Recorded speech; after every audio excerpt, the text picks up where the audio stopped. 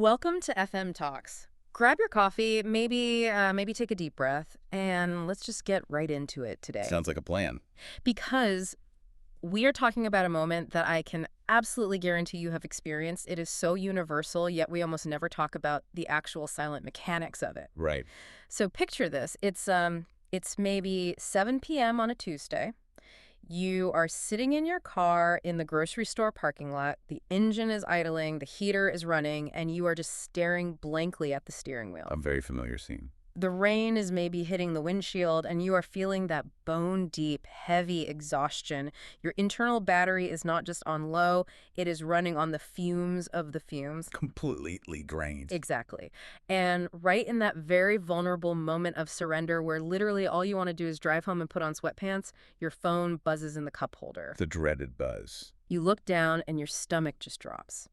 It's a text from the school PTA, or maybe a neighborhood committee, or a coworker. Yep. Someone backed out of an event, and they are asking you, begging you, really, with entirely too many exclamation points to bake 48 cupcakes for tomorrow morning. Or to cover a shift or review a 50-page document tonight. Yes. Instantly, your hands feel heavy, your chest tightens up, your breathing gets shallow. Every single fiber of your physical being is screaming, absolutely not, I cannot do this. Right there. But what actually happens in that driver's seat? Your thumbs seem to operate entirely independent of your brain. They really do. They just automatically start typing. Of course, I would love to help. No problem at all. I'll have them there by 8 a.m. And you hit send.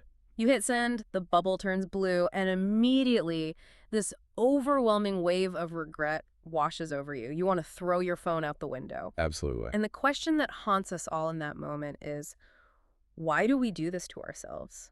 Why do we completely abandon our own needs, our own exhaustion, the literal second someone asks something of us? It really is the ultimate modern paradox, isn't it? It really is. We know we are exhausted, yet we volunteer for more exhaustion.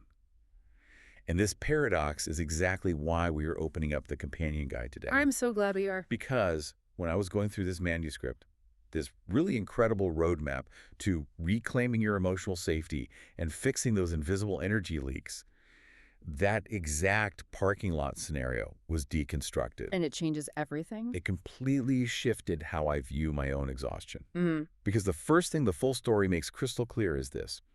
That moment in the car, Yeah. typing yes when your body is violently screaming no, that is not a failure of your willpower. Which is huge to hear. I think we need to say that again because it's so important. It is not a sign that you are weak. It is not a sign that you are a pushover. Right. And it is certainly not a sign that you just need to be more disciplined.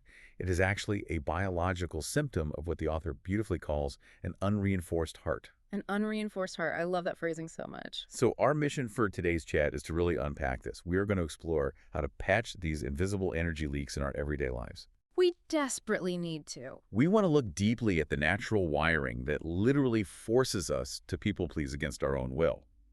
And ultimately, we're going to talk about how setting healthy rhythms can transform us from being chronically drained and resentful to being deeply, authentically present for the people we actually love. Just hearing that reframing is like a massive weight lifting off my chest. Because, I mean, my entire life, I have treated that parking lot moment as a character flaw. Most people do.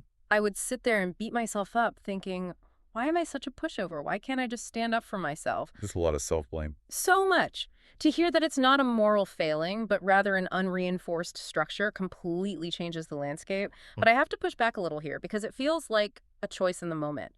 I am the one physically moving my thumbs. It feels like a conscious choice, yes. So let's get right into the foundational logic. What is actually happening in our biology when we get that cupcake text? Why does the logical part of my brain just vanish? To understand that vanishing act, we have to travel way back and look at our deepest, oldest natural wiring. There's this brilliant concept in the text called the compliance default. The compliance default, okay. You see, our internal threat detectors, that ancient primitive alarm system in the biological basement of our minds, were built for a world that no longer exists. Right. They were built for a harsh, small, tribal environment. In that environment, being separated from the group, being exiled, meant literal physical death. You're out in cold. Exactly. You couldn't survive the winter alone. You couldn't fend off predators alone. So your brain's primary job is to keep you alive. And it learned very early on in human history that social cohesion equals survival. Wow. Okay. Therefore, it is calibrated to view social rejection not just as an awkward moment, but as a life or death scenario. It equates someone being upset with you to a predator circling your camp. So let's bring it back to the car. When you are sitting there and that text comes in, Your conscious mind, the modern, rational part of you, sees a minor inconvenience about baked goods or a spreadsheet. But your threat detector doesn't read it that way at all. it's reading it as a predator. It scans that text and sees a threat to your survival in the tribe. The subconscious logic runs like lightning. If I say no, they might be disappointed. If they are disappointed, they might kick me out of the PTA. And if I am exiled from the group, I will die.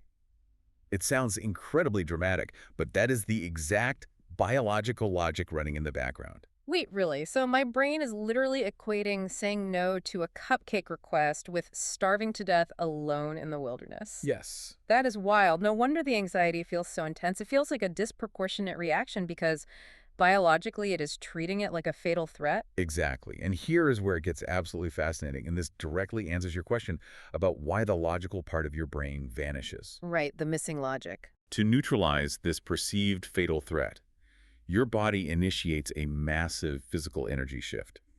When the alarm bell rings, your body literally pulls metabolic fuel, glucose, oxygen, blood flow away from the higher order logic and reasoning centers of your brain. It just cuts the power. It pulls it completely. The part of you that knows you are tired, the part of you that knows how to politely decline, is temporarily taken offline. Why does it do that? Because complex reasoning takes too much energy and too much time in an emergency. Instead, all of those biological resources are instantly flooded into the appeasement centers of the brain. Oh. Your body is trying to save your life by forcing you to be agreeable. It is a reflex, much like pulling your hand away from a hot stove. You don't think about it. You don't think about pulling your hand away, your body just does it to minimize damage. In the face of social pressure, your body forces you into the compliance default to ensure you aren't kicked out of the tribe. Okay, that right there is the ultimate aha moment for me. And I know it is for anyone listening who constantly overcommits. It reframes everything. It really does. People-pleasing isn't a behavioral choice that you are making. It is a nervous system state that you are entering. It is a survival reflex. A literal survival reflex. That perfectly explains the physical sensation I get. My throat feels tight, my mind goes completely blank, and I literally cannot find the vocabulary to say no. Because the vocabulary isn't accessible. Right. It's not that I forgot the word no. It's that the part of my brain responsible for boundary setting and complex communication has had its power cut. The lights are off in that department. That is exactly what is happening. Yeah. The power has been routed to the emergency appeasement systems. The threat must be neutralized by smiling, nodding, and typing, of course. Which brings up something I struggle with deeply, and it's what the text calls the willpower fallacy. Ah, yes, the willpower trap. We beat ourselves up constantly over this. We sit in that car after hitting send and we think, I just need more discipline. I need to be stronger. I need to read another book on time management or assertiveness. And it never works. But if I am understanding this correctly, trying to willpower your way out of a biological survival reflex is essentially impossible, right? Totally impossible. It's like putting a piece of tape over your car's check engine light and pretending the engine isn't smoking. You are trying to solve a hardware malfunction with a software patch. That is a brilliant analogy. You cannot outthink a survival reflex in the heat of the moment with sheer willpower. And the cost of trying to do so, the sheer amount of invisible energy it takes to run this high-alert social survival program all day long is staggering. It has to be exhausting. If we think about how this applies to our daily rhythms, let's connect this to that infamous 2 p.m. energy crash. We all know it. Oh, intimately. You are sitting at your desk, and suddenly you feel like you're walking through wet cement. You think you are just tired from staring at your screen all day, or maybe you blame the sandwich you had for lunch. But what is really draining your internal battery so aggressively? Yes, please explain this, because I have tried every green juice and caffeine rhythm in the world, and that 2 p.m. wall still hits me like a freight train. It hits you because of the invisible labor of the compliance default. Think of your daily energy capacity like a brand new smartphone battery. Okay. You wake up fully charged, 100%. But imagine you have this massive, unclosed background app running all day long. This app is constantly scanning the environment. Like it's looking for threats. Constantly. Right. It's worrying about your boss's fleeting expression in the morning meeting. It's suppressing your own needs to keep the peace with a passive-aggressive coworker. It is perpetually preparing for subtle social threats and calculating how to be likable. And that takes energy. A massive amount. But that invisible background app is draining your battery by 2 p.m., regardless of what you ate for lunch or how well you slept the night before. So it's an internal drain. You are bleeding metabolic fuel to manage a crisis that only exists in your ancient nervous system. Your body is utterly exhausted because it has been in a high-performance freeze state all day, spending its core, precious energy to maintain a facade of niceness in order to avoid conflict. So we are essentially paying a massive physical tax just to be seen as low maintenance or helpful. Exactly. That is a brutal realization. I am exhausted, not from the work I am doing, but from the emotional surveillance I am running while I do the work. The surveillance is the real job. It is so validating to hear this, honestly. It shifts the blame away from our character and places it squarely on our natural wiring. Which is where it belongs. But let's take this a step further into the real world, because this massive energy drain doesn't just happen when people explicitly ask us for favors like baking cupcakes. No, it happens constantly. It happens just by being in the same room as certain people. I want to talk about the colleague or the friend who is, for lack of a better term, an emotional tornado. We all have one. We all have one. You sit down for a quick coffee with them, and within 30 seconds, they are endlessly venting. They are panicking about a project. They are complaining about their partner. They are catastrophizing about the future. And you just absorb it. Yes. They are projecting all of this frantic, chaotic energy directly at you. Yes, the emotional tornado. This is a perfect segue into the architecture of our natural mirroring wiring. Mirroring wire. In biological terms, we have these brilliant receptors that are designed to replicate the emotions of those around us. Again, let's look at the original design. The tribal design. In a small, close-knit, high-trust group, being highly attuned to the emotions of others is a beautiful, necessary tool for human connection. It's the mechanism that allows mothers to instantly soothe crying infants. It's how communities bond and grieve together. It makes sense there. Your brain is perfectly designed to receive and replicate external emotional data so you can harmonize with your tribe. But if you take that same unshielded receiver and drop it into a modern, high-stress, low-trust environment, Like a corporate office. or a crowded subway, or even just a tense family gathering, suddenly a beautiful tool for cohesion becomes a massive gaping vulnerability. A gaping vulnerability. That is exactly what it feels like. Like I am walking around without armor. And I have to admit, I always thought this made me a good person. A lot of people do. I always thought that feeling other people's stress was the literal definition of being empathetic. And that right there is what the text identifies as the empathy fallacy. Yeah? This is a huge misconception. Really? We have been deeply socially conditioned to believe that to truly care for someone, to be a loyal friend or a supportive colleague, we must metabolically absorb their pain and stress. We mistake being an emotional sponge for being empathetic. Oh, wow. But here's what is actually happening biologically. When your internal wiring locks onto that venting coworker's panic, Yeah. your body doesn't know it's their panic. It thinks it's mine. Your threat detector fires, your stress hormones spike, and you enter a fight or flight state over a quarterly report that literally has nothing to do with your department. Your internal baseline is now vibrating at their chaotic frequency. So I've caught their stress. You have abandoned your own calm to join them in their storm. And the daily application of this, how this actually plays out in real life, is devastatingly common. I can picture it perfectly.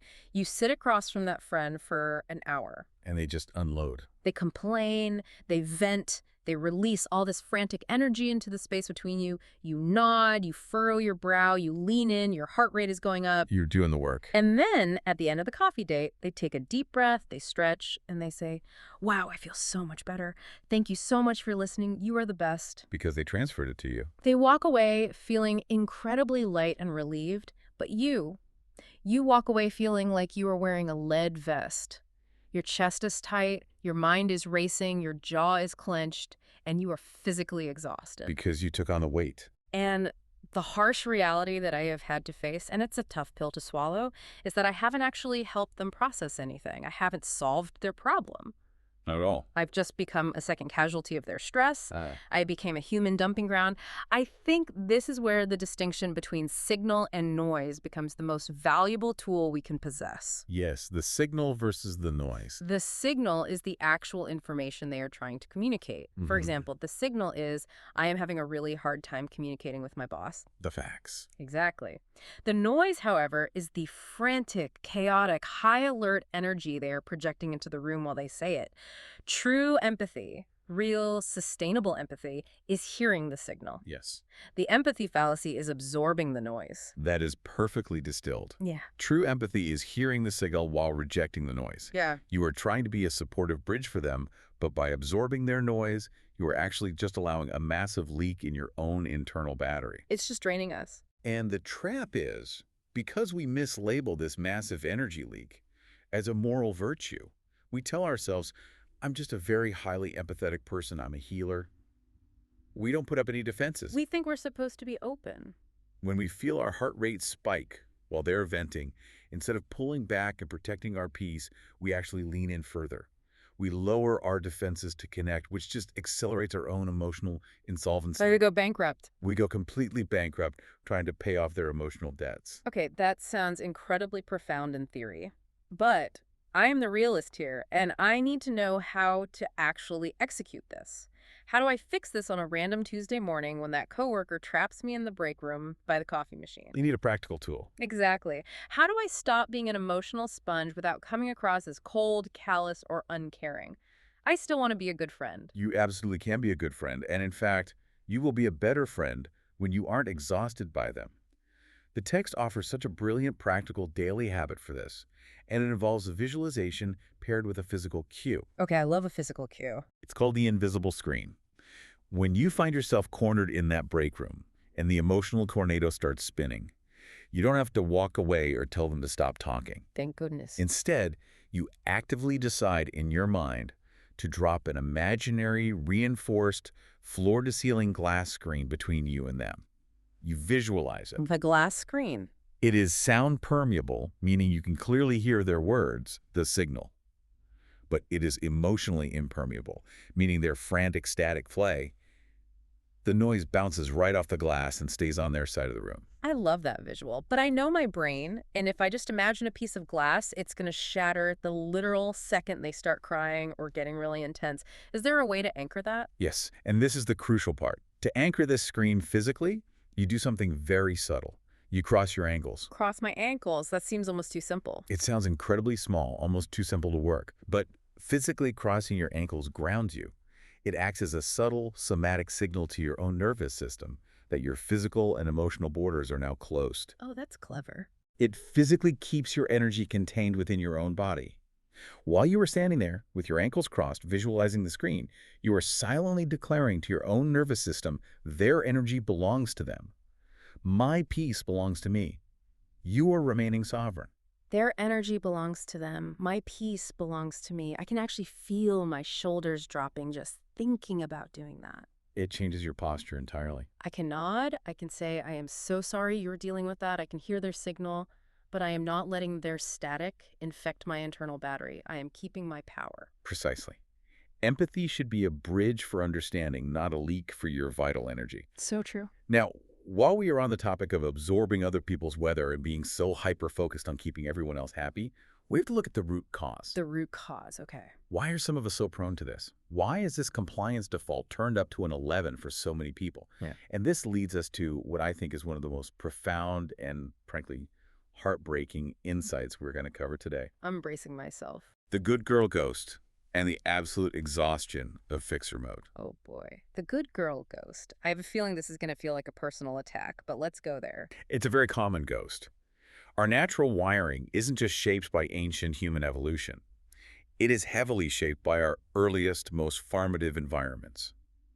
We acquire what are called inherited emotional scripts. Scripts from childhood. Many of us, and this is culturally and systematically pushed onto women from a very young age, learned very early in childhood that the safest way to stay loved, secure, and noticed in our families was to be low maintenance. Just be easy. If you grew up with caregivers who were frequently overwhelmed, stressed, financially strained, or emotionally unavailable, Your primitive childhood brain made a very quick, very logical calculation. What was the calculation? It calculated that having your own needs, expressing your own big emotions, or being difficult in any way was a threat to your connection with them. If they're already overwhelmed, your needs might push them over the edge. Oh, wow. So to survive and ensure you remained loved, you installed a script. The script says, hide the need. Anticipate what others want before they even know they want it. Be the good girl who never asks for anything, who never causes a fuss, and who is always helpful. Wow. That hits so close to home.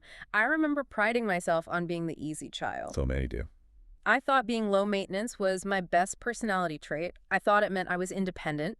I didn't realize it was a survival strategy to avoid adding burden to stressed parents. This is a brilliant strategy for a child. And the craziest part is how this script doesn't just expire when you turn 18. It follows you into your career, into your friendships, and especially into your romantic relationships. Exactly. Fast forward to adulthood, and this script is still running silently in the background, consuming massive amounts of energy. And the way it manifests daily is through this constant subconscious habit known as the microscan. The microscan. Because you learned that other people's stress is dangerous to your safety, your nervous system is perpetually scanning the environment. You are constantly reading the faces, the vocal tones, the text message punctuation, and the micro expressions of everyone around you, your partner, your boss, your kids. Just analyzing everything. You are trying to predict the emotional weather. You are running a high-speed forensic analysis of the room at all times, looking for any sign of disappointment, anger, or stress, so you can preemptively neutralize it before it becomes a problem. Okay, let's translate this into the daily reality because this microscan is so recognizable it actually hurts. Let's look at 5:30 p.m. on a weekday. You're in the kitchen making dinner and you hear the front door unlock. Your partner walks in. The transition moment. Right. Now, before they even take off their coat, before they even utter the word hello, your brain has already done a complete diagnostic. You have analyzed the exact force with which they drop their keys on the counter. The end of the house. You've scanned the tightness around their eyes, the set of their jaw, the specific depth of their sigh. And if your scanner detects even a hint of stress, a slight edge to their voice, a heavy footstep, your heart rate spikes instantly. The internal alarm bells go off. The threat is detected. And what do? I know exactly what I do. I instantly jump into fixer mode. I start bustling around. I quickly tidy up the mail on the counter. I ask them a million questions. I offer to pour them a drink. You manage the environment? I make a self-deprecating joke to lighten the mood. I am essentially tap dancing to change the atmosphere of the room. I have a very vivid memory of my partner coming home, clearly annoyed about traffic, and I spent 20 minutes acting like a cruise ship director trying to force him to relax. And how did that work out? It actually just made him more annoyed. And Yeah. here is the hard truth that I had to face when looking at this concept. You think you are being this wonderfully supportive, highly attuned, loving partner. But if we are being brutally honest, you are actually just trying to turn off your own internal anxiety alarm. You aren't managing their mood for them. You are managing their mood because your nervous system feels physically unsafe when they are stressed. That is the absolute core of it, and it takes so much courage to admit that. It is an act of self-preservation disguised as an act of service. Yeah. You are trying to control their weather so you don't have to feel the wind. Wow. Control their weather so you don't feel the wind. And we have to acknowledge the physical toll this takes. The metabolic cost of running that microscan all day, every day, is astronomical. It drains your biological battery faster than actual physical labor. It's why we're so tired.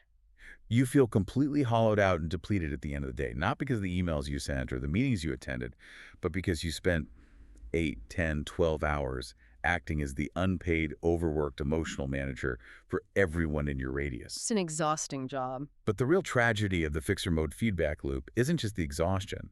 It's that it actually trains your nervous system to be more hypervigilant.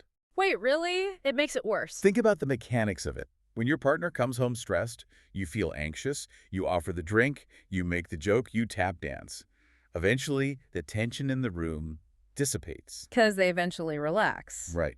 And when they do, your brain gets a little hit of relief. It learns a very dangerous lesson. Scanning for threats and fixing them keeps us safe. My tap dancing worked. So it reinforces the behavior. It hardwires that habit even deeper, ensuring that tomorrow you will scan even harder and fix even faster. You are reinforcing the very cage that is trapping you. Which brings us to what I genuinely believe is the most liberating takeaway of this entire conversation. It's a phrase that shifted my entire perspective. You are the guardian of your own peace, not the manager of everyone else's mood. That is the golden rule. Let me repeat that for anyone who needs to hear it, myself included. You are the guardian of your own peace, not the manager of everyone else's mood. Their bad day is not your emergency. It is not your emergency. When your partner comes home stressed, your only job is to stay grounded in your own calm. You don't have to fix their weather. You just have to make sure you don't get blown over by their wind. You are allowed to let them be in a bad mood while you remain perfectly okay. Which is easier said than done. Of course. Because the minute we actually try to execute this in reality, the minute I try to sit on the couch and not fix my partner's bad mood, or the minute I try to say a firm no to that PTA cupcake request, I hit a massive, crushing wall. And that wall is guilt. The guilt trap. It feels like I am doing something fundamentally wrong. Yes. This is where the entire system of personal growth usually collapses for people. We read about setting limits. We intellectually understand that we need to protect our energy. We finally muster the courage to drop the invisible screen or say no.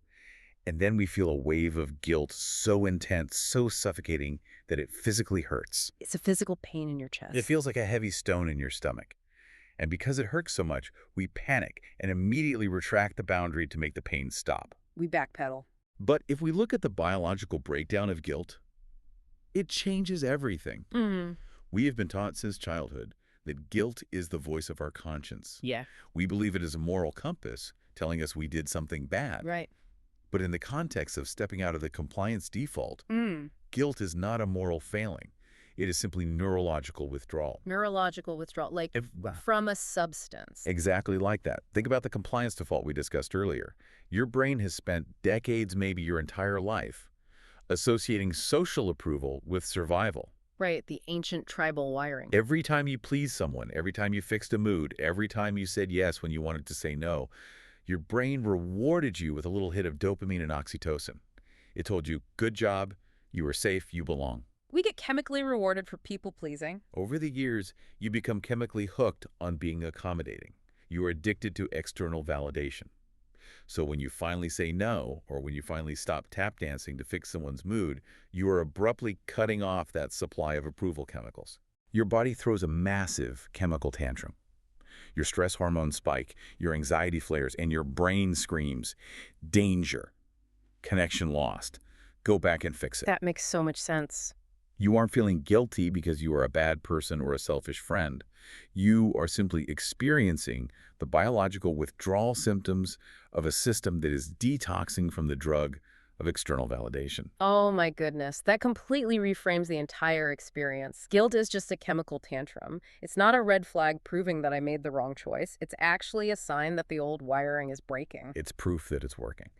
So let's look at how this plays out in real time, specifically in our email inbox, because this is where the guilt trap gets so many of us. You get an email asking you to take on yet another project or join another committee, and you know you do not have the bandwidth for it. You just don't. You take a deep breath, and you finally type the words, I cannot commit to that right now, and you hit send. What happens next? The withdrawal hits. The chemical tantrum starts. And the immediate, almost uncontrollable urge is to send a follow-up text or a second email to soften the blow. We write something like, I am so sorry. It's just that my kids are sick and the dog threw up on the rug and I have this massive deadline for my boss, but maybe if I stay up until 2 a.m. on Thursday, I can squeeze it in. Let me know if you are really desperate. Yes. We completely drown our own limit in a massive excuse and a desperate plea for forgiveness. We do. And this is where the concept of the excuse being a trap is so vital. An excuse is not a boundary. An excuse is an invitation to negotiate. That is so important. If I reply to the PTA president and say, I can't bake the cupcakes because I'm busy Tuesday night, what is she going to say? She's going to say, oh, that's totally fine. You don't have to bake them Tuesday. You can just buy store-bought ones and drop them off Wednesday morning. She solves the problem for you. By giving an excuse, I gave her a logistical problem to solve, and she solved it, right back onto my plate. A boundary is a statement of fact. I am unable to help with this event, full stop. An excuse is a plea for validation. It's a sign that your boundary has a structural leak. That is exactly how it works. You hand them the keys to dismantle your limit. This is why framing these limits as structural engineering is so helpful. Structural engineering. Setting limits isn't about building emotional walls out of spite or anger or coldness to keep people away from you. Setting limits is simply building the roof on your house that keeps you warm and dry. I love that. A house without a roof isn't open and welcoming, it's just exposed to the elements. If you leave it exposed, the rain comes in, the floors rot, and eventually the whole structure collapses. You cannot host people in a collapsed house. You have nothing left to give. But to build that roof, to maintain that structure, you have to be willing to sit with the extreme discomfort of the guilt. You have to recognize that the tight chest and the racing thoughts after saying no are just the echoes of an old, inherited script running its course. You just have to write it out. You have to ride out the withdrawal. As the insight beautifully puts it, guilt is simply the tax you pay for your freedom. You can pay the tax once up front by holding your ground, or you can pay the endless compounding interest of self-abandonment for the rest of your life. Guilt is the tax you pay for your freedom. I want to write that on a sticky note and put it on my bathroom mirror. It makes the discomfort feel purposeful. It gives it meaning. If I can just hold the line, if I don't send that follow-up apology text, if I just sit on my hands for 24 hours, the chemical storm will pass, the withdrawal ends, and I am left with my energy intact, my roof secure. You survive the winter. And protecting that energy, building that roof, is vital not just for my own sanity, but for everyone who lives under that roof with me. Which brings us to the final major insight we want to pull from our sources today. It focuses on family rhythms and the network effect. This is a big one. I think we tend to view our stress as a very private, isolated experience. I think I am stressed, but I will keep it to myself. But we are deeply interconnected, aren't we? My stress doesn't stay trapped in my own body. No, it absolutely does not. And this is a foundational truth of our biology. Human beings are co-regulating mammals. We do not operate as isolated islands of energy. Our families, our homes, our partnerships are shared biological circuits. Shared biological circuits. When you think about a family unit, it's not just a group of individuals who happen to be living under one roof paying bills together. It is a unified, invisible network where the metabolic and emotional state of one person directly and measurably impacts the functional capacity of everyone else. We all affect each other. Think of your home as a closed electrical grid. If one node on that grid, let's say, is surging with erratic high-voltage stress, the entire system feels the strain. Okay. When you walk into your living room carrying the frantic, unmanaged energy of the day, that high-alert survival mode stress from traffic or a bad meeting or just the accumulated drain of the compliance default, your internal weather is broadcasting a signal to the network. It's like I'm a radio tower of stress. Exactly. Your family's nervous systems will subconsciously detect that high-voltage threat signal. And because the network is fundamentally designed to prioritize survival above all else, it will automatically synchronize to the most chaotic, stressed signal in the room as a defensive measure. Wow. It assumes that if you are stressed, there must be a predator nearby, so they need to be stressed too. Oh, this explains so much about the chaotic evening routine. I've experienced this so many times, and I always blame the kids. We all do. This is why, when I come home incredibly stressed out, but I try to hide it, I put on a brave face, I force a smile, and I try to power through making dinner. The whole house inexplicably falls apart. They feel the hidden stress. The kids suddenly start acting out. They start fighting with each other over absolutely nothing. They drop their glasses of water. My partner becomes irritable, short-tempered, and distant. And I am standing there in the kitchen, exhausted, thinking, why is everyone being so difficult today? Of all days, I am trying so hard to hold it together. I am doing my best here. But the revelation is that they aren't trying to be difficult. No, their nervous systems are just accurately mirroring the chaotic voltage I brought into the house. They are matching my internal frequency. I am trying to verbally hide the stress, but my biology is screaming, we are under threat. And their biology is responding accordingly. I am the one setting off the alarms. Precisely. You cannot fool a nervous system. Yep. You can smile all you want, but if your internal baseline is vibrating with anxiety, your family will feel the anxiety. That is so him. But here is the beautiful, incredibly empowering flip side to this network effect. If your stress is contagious, so is your calm. Okay, tell me more about that. You cannot fix your family's chaotic dynamic by micromanaging their emotions, or by constantly policing their behavior, or by yelling at everyone to calm down. Which never works anyway. Never. You fix the network by stabilizing your own internal battery.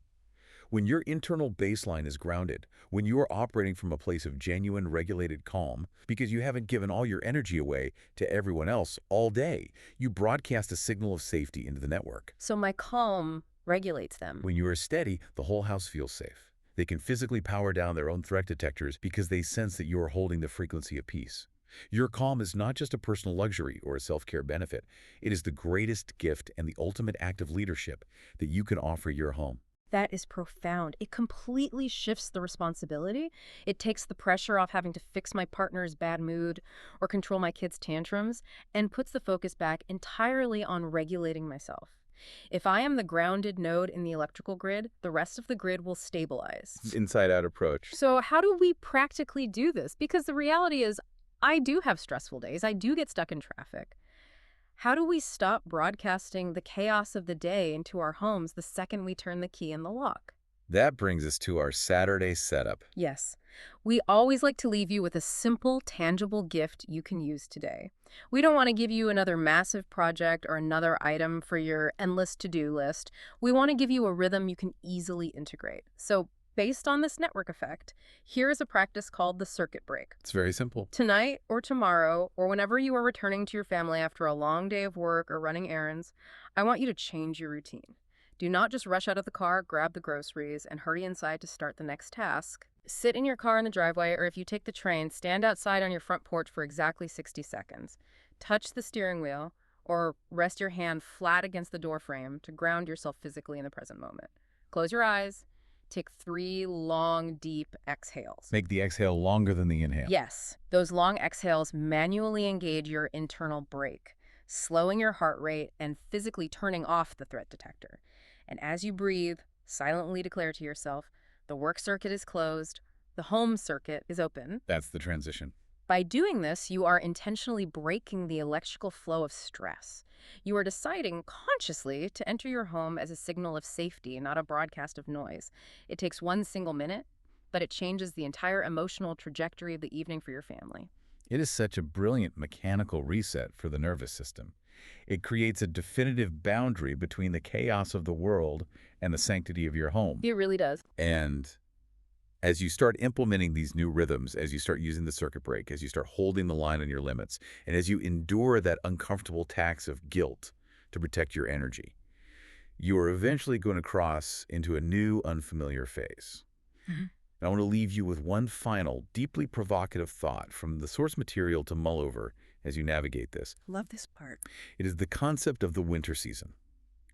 When you finally stop leaking your vital energy to everyone else, when you patch the roof on your house, when the compliance reflex starts to quiet down, you might experience something very unexpected. What happened? You might suddenly feel a deep, overwhelming urge for stillness. You might find yourself craving isolation. You might want quiet weekends with no plans. You might lose the desire to go to the neighborhood parties or network at events. That sounds kind of nice, actually. But for someone who is used to running at 100 miles an hour, constantly scanning the room, trying to please everyone and fix everything, this sudden lack of frantic energy can feel terrifying. You might misinterpret this quietness as laziness. You might think you are losing your edge or becoming antisocial or even slipping into depression. Oh, because you aren't producing constant output. It is not any of those things. The Insight calls this your body's integration mandate. Your heart, perhaps for the first time in years, is finally safe enough. It finally has enough surplus energy to do deep structural repair.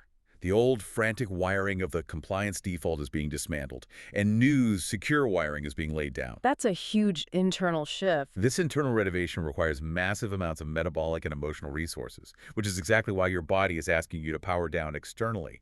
You are not a machine meant to run at maximum output until you break. You are a landscape. A landscape. And like any landscape, some seasons are for vibrant blooming and outward growth, and some seasons are for the deep, quiet, unseen work of the roots.